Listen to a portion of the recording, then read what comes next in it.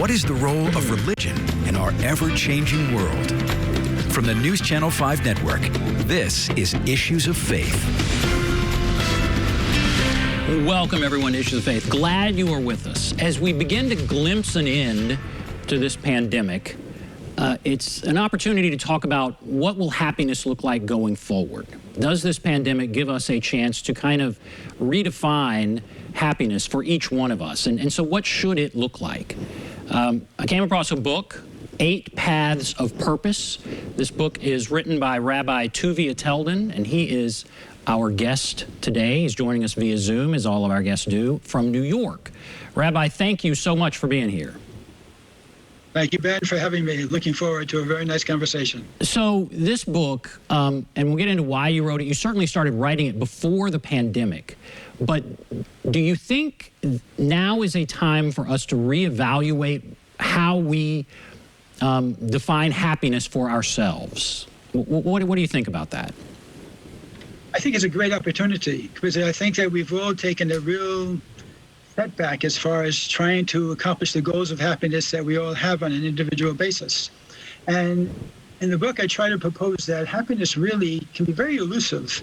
And if you think about it, many of us have had many setbacks during our life to trying to reach happiness and pursue happiness.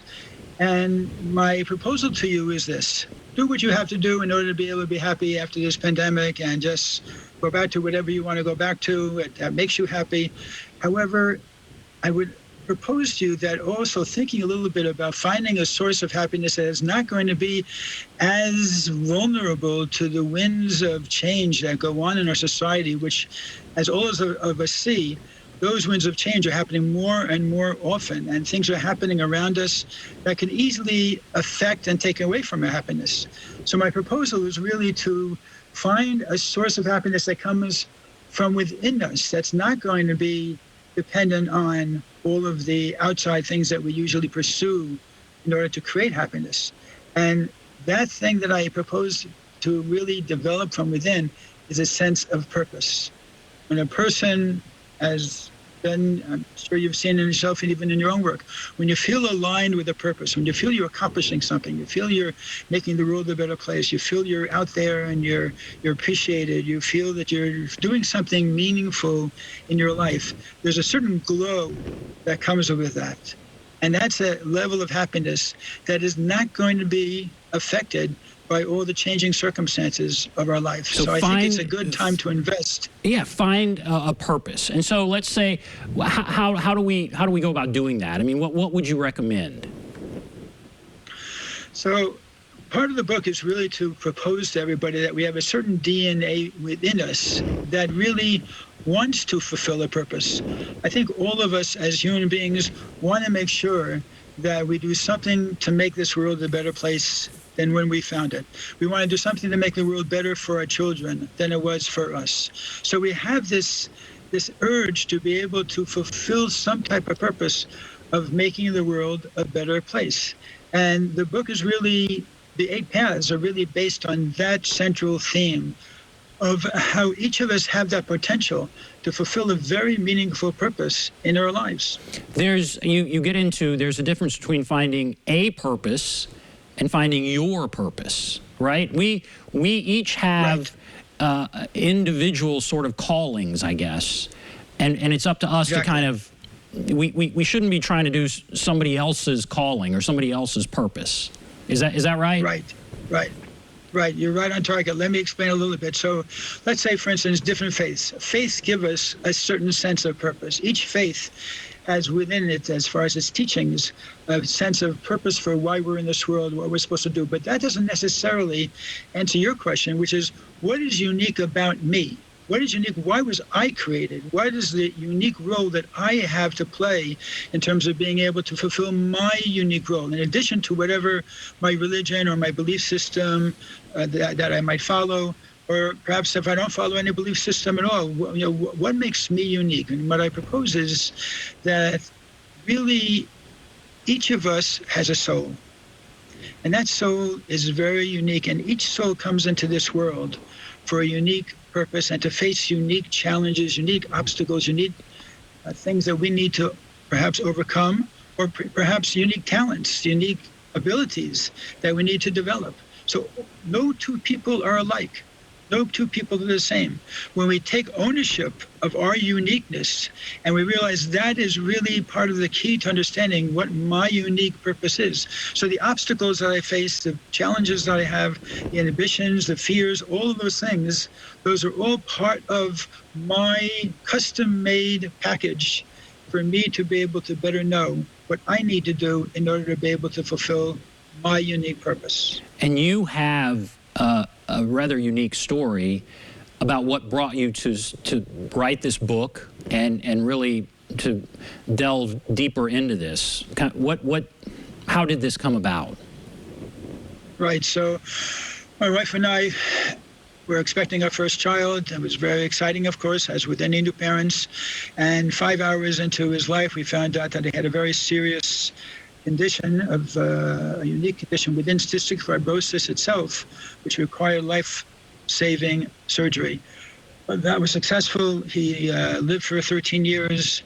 My whole reality was knocked and changed, and had to reorient myself as far as my understanding of really what life was about and what my own purpose was, because I thought I had that pretty much well down pat by the time I came out here to Long Island many years ago to be a rabbi.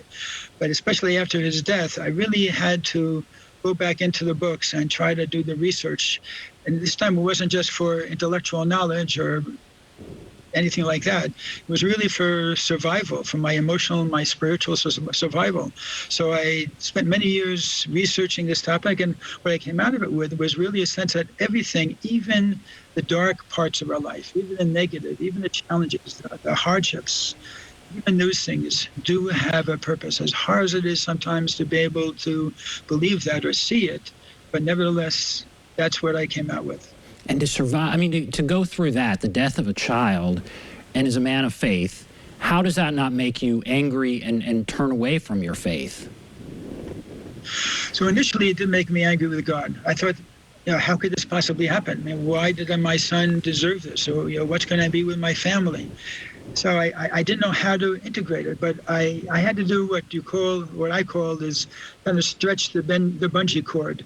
Try to see faith in a much larger context, because let's face it, there are negative things that happen in life, and they're all part of God's world, and God must have had a purpose why he put those negativities into the world.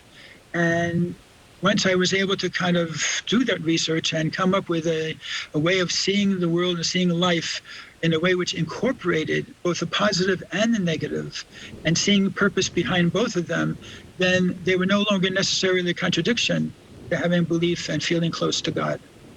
Wow. Well, and you get into the book, why is it that humans are the only living beings that really have to guess what their purpose is? Isn't that right? Yeah, it's such a paradox. We are the crown of creation. We have the greatest of intellect. We know so much, but when it comes to knowing about purpose, we have no idea what's going on. And so many people feel like they're a ball in a pinball machine, just being knocked around from one corner to another corner in life. Deals with many setbacks, and they just don't know how to deal with it. So a lot of people just give up on the idea of even thinking there's a purpose. What I'm hoping is that people will really say, well, you know what, let's work from a premise that there is a purpose. And even though I'm being the recipient of these many setbacks, but I have to really dig a little deeper in order to find out how does this fit into the whole picture. And that's really what I try to do in the book, is to help people to see that bigger picture and to try to relate to all the realities of life that we face, because nobody escapes the challenges of life and the obstacles that we all have to face, whether it be from without or even from within. And that's one of the 8 paths, is really focusing on our personality and our innermost self, because that's part of the world that needs to be fixed as well. So let's say you're coming out of this pandemic, and you kind of have all these options now. The world is beginning to open up, and not too fast, but I hope that is true. But you want to make a change, and you do want to find maybe a different purpose. I mean, I don't feel like people are walking around saying I've lived life with no purpose, but maybe now reevaluate, I guess, what your purposes are or your purpose is. What do you recommend? So there's somebody out there watching and they're saying, well, what do I do? And that kind of thing. Am I on the right track? What do you recommend? What kind of assessment? So one thing I try to do is to sort of say, bring purpose off the mountain. In other words, a lot of people, when they see or hear the word purpose, they think of some very lofty goal, something they have to do to really strive to conquer some, whatever it might be.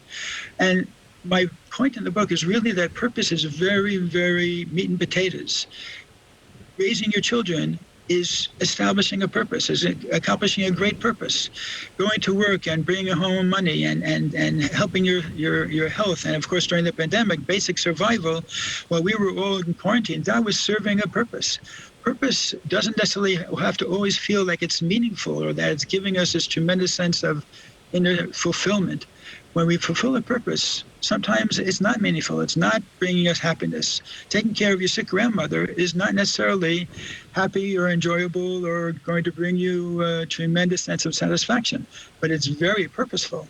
So purpose is something that can be very easily integrated into very simple parts of our life. If we look at life with those eyes, through those glasses, through the purpose glasses, and see how really there's a purpose behind a lot of things we do in our daily life. And even when we reach out to somebody, we help them out.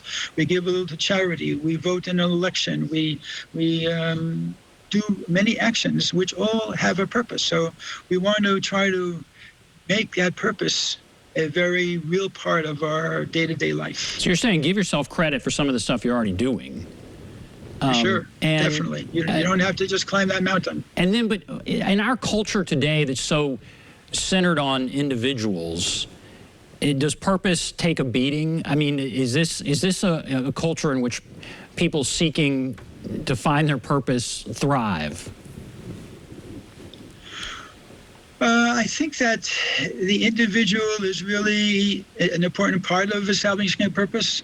Obviously, we can also be part of a purpose as a community, but I don't think there's any contradiction with an individual-oriented society trying to fulfill purpose. As long as the purpose is aligned, if we have people who are going to be fulfilling purposes which are in direct conflict with each other, then that could cause a problem. But I would hope that as people connect to that inner sense of purpose, of trying to make the world a better place, to the contrary, it will bring people closer together. You know, I wrote the book for people from all walks of life, from all types of interests, religions, non-religions, and I wanted to make sure that people who don't even believe in God should be comfortable reading the book.